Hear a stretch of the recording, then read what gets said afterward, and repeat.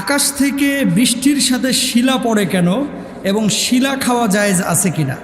Very very important একটা বিষয়, যে আকাশ থেকে যে শিলাটা পড়ে, এই শিলাটা এটা মূলত যে জলীয় বাষ্প, যেগুলো আপনার যে কাপড় মেলেন, ভাত থেকে তরকারি থেকে যে পানিটা আকাশে উড়ে যায়, এটা উড়ে যাওয়ার পরে কি হয়, জমাটবদ্ধ হয় সেখানকার ওয়েদারে, ঠান্ডা আবহাওয়া না, জমাটবদ্ধ হওয়ার পরে এটা আইসে রূপান্তরিত হয়, বুঝছেন।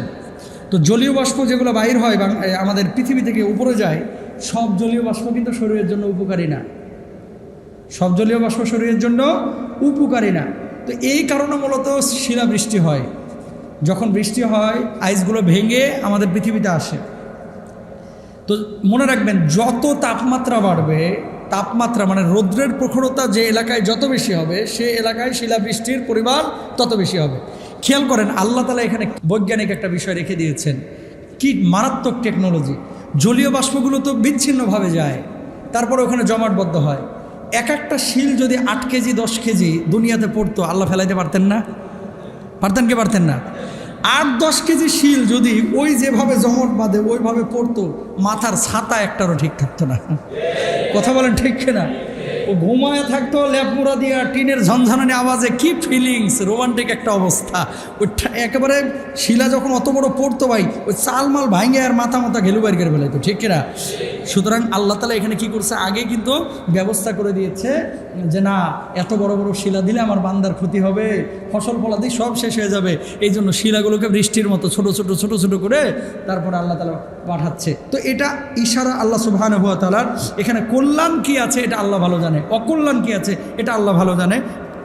পারতপক্ষে কোনো একটা জিনিস দেখে আমরা মন্তব্য করব না। এখন গবেষকরা কি বলছে, বৃষ্টির সাথে শিলা খাওয়া মোটেও নিরাপদ না। ইসলাম শিলার ব্যাপারে কোনো হাদিস বলে নাই যে এই শিলা খাওয়া যাবে না। তবে ডাক্তার বা বিজ্ঞানিক বা চিকিৎসা বিজ্ঞানের কেউ যদি বলে যে এটা খাইলে আপনি মারা যাবেন, আপনি তো আর গবেষক না, এটা খাইলে আপনি মারা যাবেন, তাহলে আপনি খাবেন না। কোরআন কি বলে, ওয়ালা তুলকু বিআইদিকুম ইলা তাহলুকা, নিজেদেরকে ধ্বংসের দিকে ঠেলে দিও না। এটা কি বলেছেন আল্লাহ তাআলা কোরআনে। তো এখন শিলা নিয়ে আপনি গবেষণা করেন নাই, ডাক্তাররা তো করেছে। ডাক্তাররা কি বলতেছে, বৃষ্টির সঙ্গে পড়া এসব শিলা খাওয়া মোটেও নিরাপদ না। কারণ হিসাবে তারা বলেছেন, বৃষ্টির সঙ্গে পড়া শিলাতে নানা ধরনের দূষিত উপাদান থাকে যা মানবদেহের জন্য ক্ষতিকর। ঢাকা বিশ্ববিদ্যালয়ের রসায়ন বিভাগের অধ্যাপক আব্দুস সালাম একটা গবেষণা করেন। ওই গবেষণায় দেখা গেছে শিলাতে নাইট্রেট সহ বেশ কিছু ক্ষতিকর উপাদান আছে। এই উপাদানগুলো পানিতেও থাকে, তবে শিলাতে এসবের উপস্থিতি সহনীয় মাত্রার চেয়ে বেশি।